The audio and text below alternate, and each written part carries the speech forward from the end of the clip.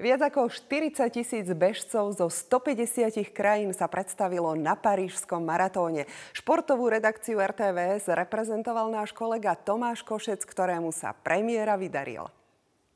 V prvom rade sa chcem poďakovať generálnemu sponzorovi, že mi umožnil štartovať na takom podujatí. Pocity sú úplne fantastické, pretože zabehnúť prvý maratón, to je niečo výnimočné, je to splnenie môjho sna. Tomášov čas vôbec nebol iba taký účastnícky. 3 hodiny 16 minút ho radili do vrchných 10% finišerov. Je to pre mňa veľké povzbudenie a taká odmena za tú tvrdú robotu, pretože tréningy boli naozaj náročné a 7 mesiacov som sa poctivo pripravoval. Príprava na 42 kilometrov mení pohľad na život. Nie je to jednoducho obetovať tréningu toľko času, ak chce naozaj mať človek dobrý pocit, že nie je len zabehnúť, ale aj mať výsledný čas, ktorý je naozaj veľmi dobrý. Verím, že ešte nejaký maratón absolvujem a že nebudem sám, že nejaký kolega z redakcie sa pridá.